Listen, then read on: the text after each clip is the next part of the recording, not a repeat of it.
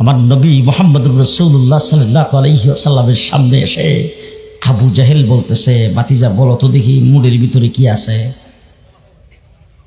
শুরু সময় যখন গ্রামে থাকতাম তখন একটু অবসর পাইলেই, শুক্রবার দিন বিকালবেলা অবসর পাইলে সিমের বিচি লইয়া একজন আরেকজনকে কইতাম, কত দেখি জুল না বেজুল। এই খেলা আপনারা দেখছেন না বুঝো?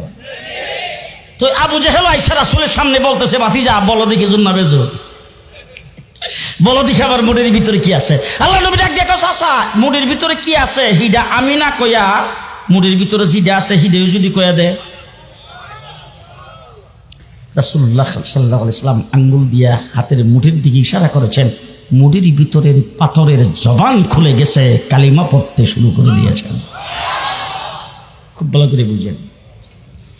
হুজুর আকরাম সাল্লাল্লাহু আলাইহি ওয়াসাল্লামের দরবারে আবু জাহেল আইসা বলতেছেন, বাতিজা ওই যে গাছটা, এই গাছটা যদি তোমার নবুয়তির সাক্ষী দেয়, মনে করবো তুমি নবী। রাসূলুল্লাহ সাল্লাল্লাহু আলাইহি ওয়াসাল্লাম বলেন, চাচা গাছটা কি জায়গার থেকে সাক্ষী দিলে হইব না কাছে আইসা? আবু জাহেল কয়, আমি তো জাগার কথাই ভাবছিলাম, তো কাছে আইসা দিলে তো আরো ভালো। মুহাম্মদুর রাসূলুল্লাহ সাল্লাল্লাহু আলাইহি ওয়াসাল্লাম এইভাবে ইশারা দিয়েছেন, গাছ মাটি সহ রাসূলের পায়ের কাছে এসে কালিমা পড়তে পড়তে আবার জায়গায় চলে গেছে। ভালো করে বুঝেন, ভালো করে বুঝেন। মুহাম্মদুর রাসূলুল্লাহ সাল্লাল্লাহু আলাইহি ওয়াসাল্লাম যখন কোথাও ইস্তেনজা করার জন্য কোনো ময়দানে যাইতেন, আশেপাশে এইভাবে আঙ্গুল দিয়ে ইশারা দিতেন, চতুর্দিকে গাছগুলি এসে রাসূলকে বাথরুম বানিয়ে দিত। আমার নবী রাস্তা দিয়া গেলে গাছ মাথা নত করে রাসূলকে সালাম করতেন। হুজুর আকরাম সাল্লাল্লাহু আলাইহি ওয়াসাল্লাম শেষ কথা আল্লাহর রাসূলকে আবু জাহেল এসে বলতেছেন, বাতিজা একটা অলৌকিক ঘটনা দেখাও তো, যেটা দেখলে মনে করবো তুমি নবী। হুজুর আকরাম সাল্লাল্লাহু আলাইহি ওয়াসাল্লাম কয়, চাচা এক ঘটনাটা কি জমিনে দেখামো না আসমানও? আমি তো জমিনের কথাই ভাবছিলাম, তুমি যদি আসমানে দেখাও তো খারাপ হয় না। আল্লাহর নবী পূর্ণিমার চন্দ্রীর রাত্রে খোলা আকাশের নিচে আইসা কোনো সূরাও পড়ে নাই, কোনো মন্ত্রও পড়ে নাই, হুজুরের ঠোঁটটাও লড়ে নাই, আঙ্গুলটা দিয়া এইভাবে চাঁদের দিকে ইশারা করেছেন, আকাশের চন্দ্র দুই ভাগ হইয়া দুই দিকে পড়ে গেছে।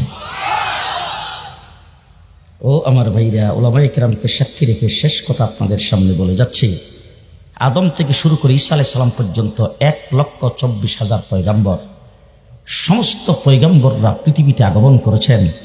আল্লাহ পাক নবুয়ত প্রমাণের জন্য তাদেরকে মুজিজা দান করেছেন। ইতিহাস সাক্ষ্য দিয়েছে, কিতাবাদিতে লেখা আছে, কোন নবীকে আল্লাহ পাক মুজিজা দিয়েছেন 1টা, কাউকে দিয়েছেন 5টা, কাউকে দিয়েছেন 3টা।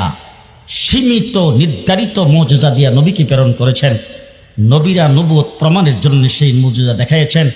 বুজুর্গানের দিন লেখছেন, যত নবীকে যত মুজিজা আল্লাহ দান করেছেন, আদম থেকে ঈসা পর্যন্ত সমস্ত মুজিজাগুলিকে যদি নবীদের সঙ্গে গড়ে ভাগ করা হয়, প্রত্যেক নবীর বাগে 3টা কইরা পড়ে। আমার নবী মুহাম্মদুর রাসূলুল্লাহ সাল্লাল্লাহু আলাইহি ওয়াসাল্লাম পৃথিবীতে আগমন করেছেন।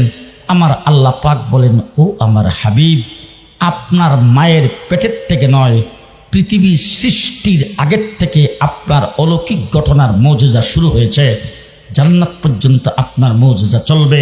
অন্যান্য নবীদেরকে মুজিজা দিয়েছি 1টা, 2টা, 3টা, 5টা। আপনার মাথার থেকে পায়ের কথা পর্যন্ত 3.5 হাত বডি পুরাটাই মুজিজা। আপনার জন্ম থেকে মৃত্যু পর্যন্ত সারা জিন্দেগির পুরাটাই মুজিজা, বেহিসাব মুজিজা। আমার নবীর শরীর থেকে ঘাম বের হয়, গামটা মেশকে আম্বরের চাইতে বেশি সুগন্ধ, রাসূলের প্রস্রাব পায়খানা মেশকে আম্বরের চাইতে বেশি সুগন্ধ।